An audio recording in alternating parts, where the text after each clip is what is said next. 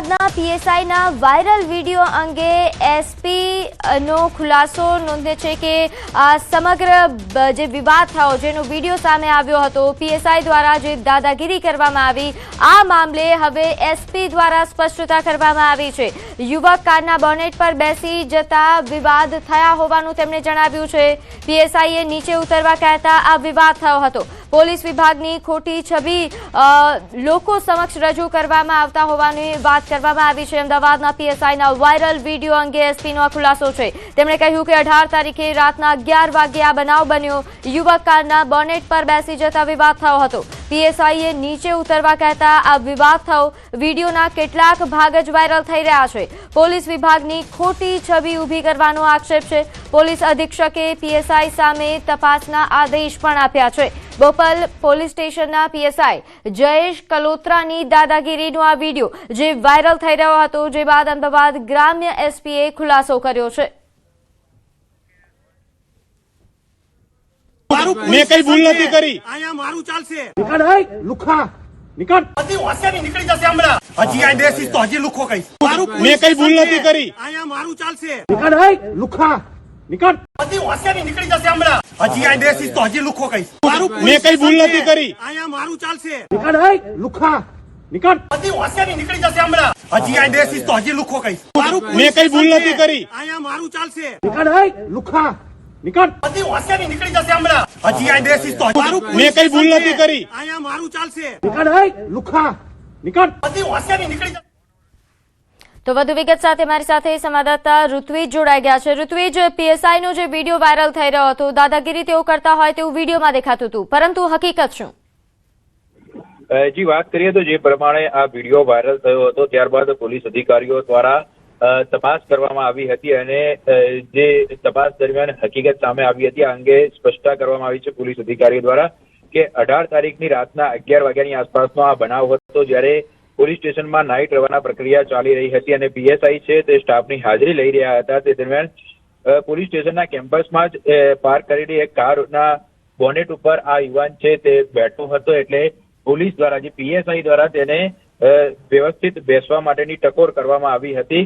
આ દરમિયાન જે યુવક છે તે ઉશ્કેરાઈ ગયો હતો અને પોલીસ સાથે ઉદ્ધતાઈભર્યું વર્તન કર્યું હતું એટલે પીએસઆઈ દ્વારા તેને ગાડીના બોનેટ ઉપરથી નીચે ઉતારવા માટેની ટકોર કરી હતી, પરંતુ આ દરમિયાન બંને વચ્ચે બોલાચાલી થઈ હતી અને ઉગ્ર બોલાચાલી થઈ હતી જેનો એક વિડીયો છે તે પણ વાયરલ થયો હતો। જો કે પોલીસ અધિકારીનું કહેવું છે કે આ જે વિડીયો છે તે વિડીયોમાં ક્યાંક ને ક્યાંક કેટલો ભાગ છે તે એડિટ કરી દેવામાં આવ્યો છે, પરંતુ હાલમાં સમગ્ર મામલે તપાસ કરવામાં આવી રહી છે। પોલીસ સ્ટેશનના સીસીટીવી તપાસ કરવામાં આવશે, વિડીયોની જે ઓરિજિનલ વિડીયો છે તે તપાસ કરવામાં આવશે, એટલે તપાસ બાદ આગળની કાર્યવાહી છે તે ઉચ્ચ પોલીસ અધિકારીઓ દ્વારા કરવામાં આવશે। જી, અને સાથે ઋત્વિજ, કારણ કે હાલ જે આ વિડીયો વાયરલ થઈ રહ્યો છે એસપી જણાવી રહ્યા છે કે વિડીયોના અમુક ભાગ જ વાયરલ થઈ રહ્યા છે અને ખોટી છબી ઊભા કરવાનો પ્રયાસ થઈ રહ્યો છે, તો જેમના દ્વારા આ પ્રયાસ કરવામાં આવ્યો તેમને લઈને શું વિગત પ્રાપ્ત થઈ રહી છે? આ સમગ્ર વિવાદ બાદ હવે એક્શન કેવા પ્રકારની હશે? જી વાત કરીએ તો આ જે વિડીયો ઉતારનાર વ્યક્તિ હતો, જે વ્યક્તિ કારના બોનેટ ઉપર બેસી ગયો હતો તેની પણ પોલીસ પૂછપરછ કરશે। હકીકતમાં કયા કારણોસર આ બનાવ બન્યો હતો, શું હતું, વિડીયોની અંદર ઓરિજિનલ જે વિડીયો છે તે કયા પ્રકારનો છે, તેમાં કયા પ્રકારનું ઉચ્ચારણ છે, આ તમામ બાબતો પોલીસ તપાસનો વિષય છે અને ઉચ્ચ અધિકારીઓ દ્વારા આ મામલે હાલમાં તપાસ કરવામાં આવી રહી છે। એટલે જ્યાં સુધી પોલીસ દ્વારા સમગ્ર તપાસ નહીં કરવામાં આવે ત્યાં સુધી હકીકત સ્પષ્ટતા કરવી મુશ્કેલ છે, કારણ કે જે પોલીસ અધિકારીનું કહેવું છે કે વિડીયોમાંથી કેટલોક ભાગ છે તે એડિટ કરી દેવામાં આવ્યો છે, એટલે જે એડિટ કરેલો ભાગ છે તેમાં શું છે આ તમામ બાબતો અંગે તપાસ કરવામાં આવશે અને ત્યારબાદ આગળની જે કાર્યવાહી છે તે ઉચ્ચ પોલીસ અધિકારીઓ દ્વારા કરવામાં આવશે। જી, આ ઉપરાંત ઋત્વિજ, જે રીતે આપે જણાવ્યું કે જે વ્યક્તિઓ દ્વારા વિડીયો વાયરલ કરવામાં આવ્યો છે તેમને લઈને પણ પૂછપરછ કરવાની છે, પરંતુ પીએસઆઈ કે જેમને લઈને આ વિવાદ થયો છે પીએસઆઈ વિરુદ્ધ કેવા પ્રકારના આદેશ આપવામાં આવ્યા છે, તેમના વિરુદ્ધ કેવી કાર્યવાહી? હાલમાં આ સમગ્ર મામલે સૌપ્રથમ તો જે પ્રાથમિક હકીકત શું છે તે તપાસવી જરૂરી છે, કારણ કે વિડીયો વાયરલ થયો છે પરંતુ હકીકત કયા પ્રકારે આ બનાવ બન્યો છે તે માટે પોલીસ તપાસ કરી રહી છે। પોલીસ સ્ટેશનના સીસીટીવી ફૂટેજ પણ છે, પોલીસ સીસીટીવી ફૂટેજ પણ તપાસશે, ઓરિજિનલ વિડીયો પણ તપાસશે। આ જે સ્ટાફ હતો આ બોનેટ ઉપર જે બેસી ગયેલો જે ઋત્વિજ, આભાર માહિતી આપવા બદલ. રાજ્યમાં 3 દિવસ પડેલા કમોસમી વરસાદ અને વાવાઝોડાના કારણે ખેડૂતોને ભારે નુકસાન થયું છે. રાજ્યના કૃષિ મંત્રી જીતુ વાઘાણીનું નિવેદન. અમુક વિસ્તારમાં ભારે પવન ફૂંકાયો અને વરસાદ પડ્યો છે.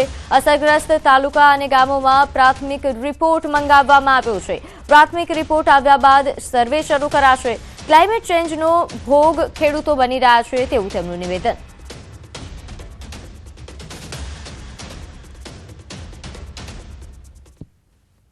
કેટલીક જગ્યાઓ ઉપર વરસાદ પડ્યો છે, કેટલીક જગ્યાઓ ઉપર પવન પણ થોડો વધારે ફૂંકાણો છે.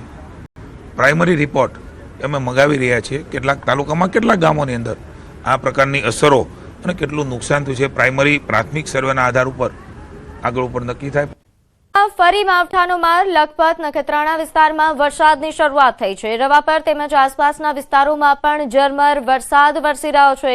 નખત્રાણા વિસ્તારમાં દેવીસર, લાખિયાવીરા, આ ઉપરાંત ચાવડકા, વિથોણા, રસલિયા તેમજ આસપાસના વિસ્તારમાં ઝરમર વરસાદથી ખેડૂતોને ભારે નુકસાનની ભીતિ છે. વાત કરીએ રાજ્યના હવામાનને લઈને તો હજુ માવઠું પીછો નહીં છોડે. હવામાન વિભાગની આગાહી છે. અપર એર સાયક્લોનિક સર્ક્યુલેશન સક્રિય થયું છે. 24 કલાક સૌરાષ્ટ્ર અને ઉત્તર ગુજરાતના અમુક જિલ્લામાં વરસાદની આગાહી કરવામાં આવી છે. બનાસકાંઠા, સાબરકાંઠા, પાટણ, મહેસાણા, કચ્છ, ગીર સોમનાથ, અમરેલી, ભાવનગર અને દીવમાં કમોસમી વરસાદની આગાહી છે. જોકે થોડા સમય બાદ 3 થી 5 ડિગ્રી તાપમાન પણ વધી જશે. પરંતુ હાલ 24 કલાકમાં હજુ પણ માવઠું પડે, કમોસમી વરસાદ પડે તેવા પ્રકારની આગાહી છે, ખાસ કરીને ઉત્તર ગુજરાત અને સૌરાષ્ટ્રમાં. आने वाले 7 दिनों के लिए जो गुजरात स्टेट के लिए फोरकास्ट है उसमें हम आज डे 1 की बात करेंगे. तो डे 1 में आइसोलेटेड प्लेसेस पे लाइट रेन का पूर्वानुमान है और जो डिस्ट्रिक्ट है जहाँ पे आइसोलेटेड प्लेसेस पे लाइट रेन का पूर्वानुमान है वो डिस्ट्रिक्ट है बनासकांठा, साबरकांठा, पाटन और महसाना. और सौराष्ट्र और कच्छ रीजन के जो डिस्ट्रिक्ट हैं जहाँ पे लाइट टू मॉडरेट रेन का पूर्वानुमान है वो डिस्ट्रिक्ट है कच्छ, अमरेली, भावनगर और गिर सोमनाथ और साथ में दीव शामिल है जहाँ पे लाइट टू मॉडरेट रेन का पूर्वानुमान है आज के लिए. आने वाले 3 दिनों के लिए मैक्सिमम टेम्परेचर में 3 से 5 डिग्री की बढ़ोतरी का पूर्वानुमान है. પાટણમાં ગેરકાયદે ફાર્મ હાઉસ પર બુલડોઝર. ફાર્મમાં બંગલા પર બુલડોઝર ફર્યું છે. ભાવેશ જીલિયાના ફાર્મ પર તંત્ર દ્વારા બુલડોઝર એક્શન લેવામાં આવ્યું. હવે અંતિમ તબક્કામાં આ કાર્યવાહી પહોંચી છે. બંગલો જમીનદોસ્ત થવાનો હોવાથી પોલીસ અને તંત્રની કડક નિગરાની વચ્ચે ઘર વખરી બહાર કાઢવાની કામગીરી તેજ બની. ફર્નિચર, એસી સહિતની તમામ ચીજ વસ્તુઓ ખસેડવામાં આવી. જ્યારે દાદાના બુલડોઝરે ફાર્મના પેવર બ્લોક તોડી નાખ્યા છે. ઉપરથી આદેશ મળતા જ સમગ્ર વિસ્તારમાં ભારે ચહેલપહેલ જોવા મળી રહી છે.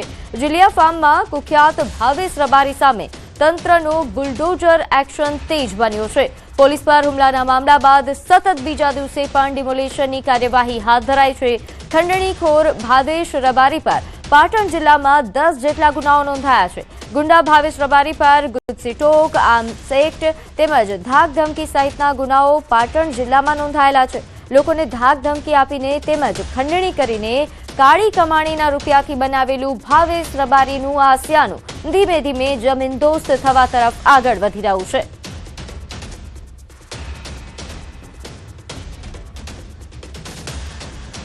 ત્યારે હાલ આ સમગ્ર વિવાદ અંગે વધુ વિગત સાથે મારી સાથે સંવાદદાતા કેતન લાઈવ જોડાઈ ગયા છે. કેતન, હાલ આજે કાર્યવાહી થઈ રહી છે, ક્યાં પહોંચી છે? આ જે કાળી કમાણીનો જે આશયાનો છે ભાવેશ રબારીનો, તે ક્યાં સુધી પહોંચ્યો?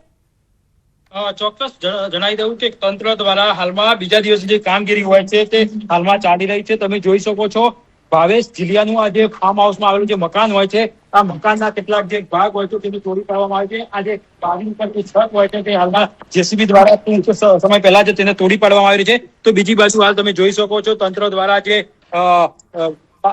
જે બ્લોક મૂકવામાં આવેલો છે તે બ્લોકની જે કાઢવાની જે કામગીરી હોય છે તે પણ હાલમાં કરવામાં આવી રહી છે. ઉપરથી અથવા કોઈ પણ આગળથી જે ઓર્ડર મળતા હાલમાં જે કાર્યવાહી હોય છે તે કરવામાં આવી રહી છે. તમે જોઈ શકો છો કે જે જેસીબી દ્વારા હાલમાં જે બ્લોક નીકળવાની જે કામગીરી હોય છે તે કરવામાં આવે છે. હાલમાં જે માહિતી મળી રહી છે તે પ્રમાણે આગળથી જે પ્રમાણે ઓર્ડર મળશે તેના મકાન હોય છે તે મકાનને પણ તોડી પાડવાની તમામ જે કામગીરી હોય છે તે આજે કરવામાં આવી શકે છે.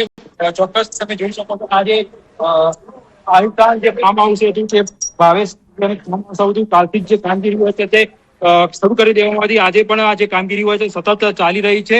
તમે જોઈ શકો છો અહીંયાથી જે મકાનમાં જે સામાન રહેલો હતો, એસી રહેલી હતી, તેમજ અન્ય જે સામાન હોય છે તેને ખસેડી દેવામાં આવે છે અને તંત્ર દ્વારા હાલમાં જે દાદાનું જે બુલડોઝર હોય છે તે અહીંયા ફરી રહી છે.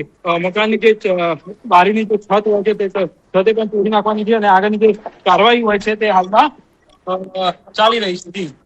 જી, આ ઉપરાંત કેતન, આગળની કાર્યવાહી, આભાર માહિતી આપવા બદલ. આપ અપડેટ આપતા રહેજો. તો ભાવેશ રબારી, જેને જોઈ શકો છો, જેની ગુંડાગીરીનો હવે અંત આવ્યો છે, તેના કાળા કમાણીના આશયાના પર હવે બુલડોઝર ફરી રહ્યું છે.